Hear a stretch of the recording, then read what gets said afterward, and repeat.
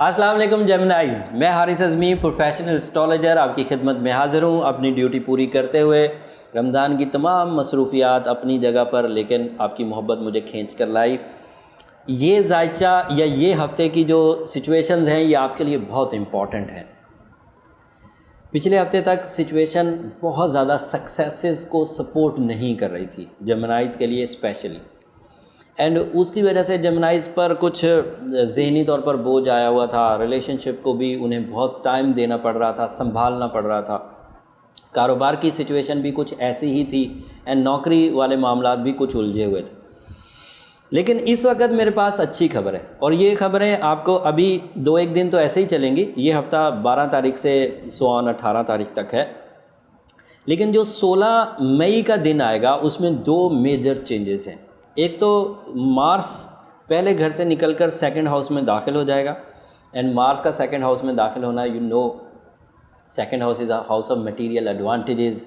Second house is a house of some big profits, some sudden gains, some extra rewards, some silky rewards.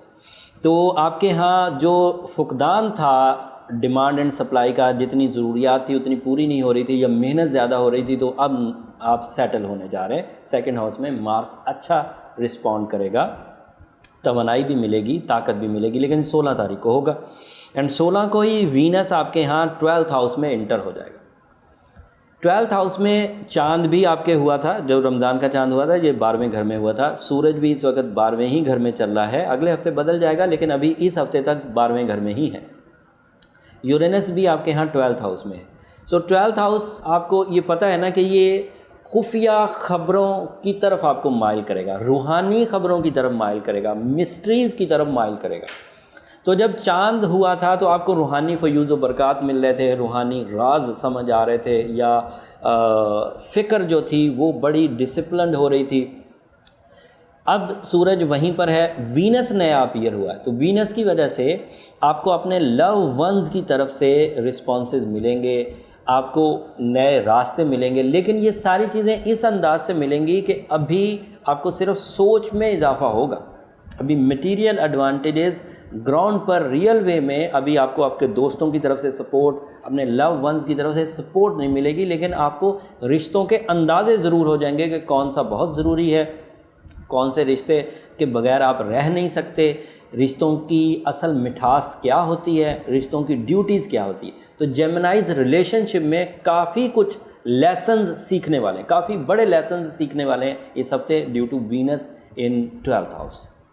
But this is not the good time to propose someone, like आपने रिश्ता भेजना है या कोई रिश्ता आया हुआ है, तो ये सही टाइम नहीं है अभी इस चीज़ को हज़म करने के लिए या इसे परफॉर्म करने के लिए। 12वें घर में बहरहाल वीनस एक तरह से नेगेटिव फॉर्म में होता है, एंड इस वक्त आपको अपने तर्ज़ गुफ्तगू पर भी खुसूसी तवज्जो देनी पड़ेगी। लोग बहुत जल्द आपकी तवज्जो, आपके तर्ज़ गुफ्तगू से उकताहट का मुज़ाहरा करेंगे, तो आपको अपने बातें, अपने अल्फाज बड़े गिने चुने होने चाहिए ताकि सामने वाला आपसे जल्द महजूज होना शुरू हो जाए, आपसे उकताए नहीं। एंड इसी तरह सोशल इमेज को भी अपने बेहतर बनाने के लिए अच्छे से अच्छे अंदाज से, काबिल हज़म अंदाज से प्रेजेंटेशंस या मीटिंग्स करें। तो ये 12वें घर की जो खबरें हैं ये इस हफ्ते ही आपको सिर्फ ट्रबल देंगी, अगले हफ्ते इनमें चेंजेस आने वाली हैं, वो अगले हफ्ते बयान करेंगे। 7th हाउस में जुपिटर रेट्रोग्रेड चल रहा है, तो इसकी 2 नुकसानात होंगे।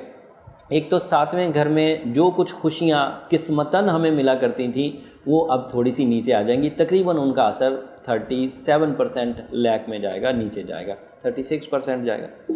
एंड सैटर्न आपके 8वें घर में था, वहाँ पर वो मनफी था, लेकिन रेट्रोग्रेशन के बाद वो 7th हाउस के रिजल्ट्स देने लग गया, तो वो कुछ पॉजिटिव हो गया है, वहाँ पर इतनी बड़ी ट्रबल नहीं आएगी। तो सिर्फ जुपिटर की नेगेटिविटी का सामना है, वो भी उस हालत में जब आप रमज़ान सीज़न में हैं, जब आप अपने आप को बहुत अच्छे तरीके से रूहानी फ़यूज़ व बरक़ात की तरफ ले जा सकते हैं, खैर और बरकत की तरफ लेकर जा सकते हैं, कामयाबियों की तरफ लेकर जा सकते हैं, इज़्ज़त अफ़ज़ाई की तरफ लेकर जा सकते हैं, खुशबख्ती के तरफ ले जा सकते हैं। उसके लिए करना क्या होगा? As a Gemini, emerald is your birth stone. अगर अफोर्ड कर सकें तो एमरल्ड की तरफ ही जाएँ, नहीं तो रूबी पहने।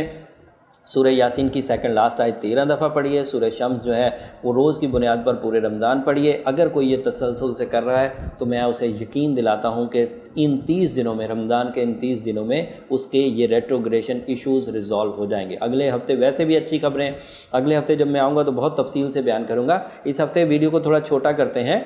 रमज़ान की मसरूफियत को भी मद्देनज़र रखना है, इबादत को भी मद्देनज़र रखना है, और इन्फॉर्मेशन जो मेरा ज़िम्मेदारी थी वो मैंने आप तक पहुँचा दी।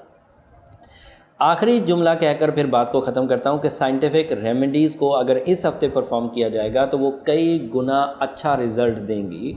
और ये जो महीना है, क्योंकि ये मेजर चेंजेस का है, मेजर चेंजेस इस लिहाज से कि जो रूटीन में आप इबादतों की तरफ माइल नहीं होते, जो लोग होते हैं वो तो पहले ही इबादत की तरफ जो नहीं माइल होते हैं, क्योंकि वो इस हफ्ते माइल हो जाते हैं, इस महीने माइल हो जाते हैं, तो उस वक्त वज़ाइफ का असर ज़्यादा होता है, स्टोन वेयर करने का असर ज़्यादा होता है। होपफुली आप इन बातों को समझेंगे।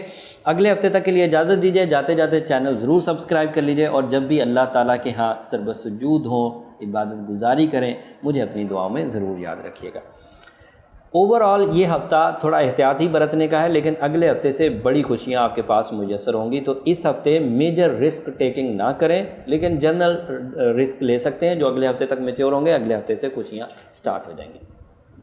अगले हफ्ते नई खुशियों, नई वीडियोस के साथ, नई इन्फॉर्मेशन के साथ आपकी खिदमत में हाज़िर होंगे। तब तक के लिए इजाज़त दीजिए। अल्लाह ने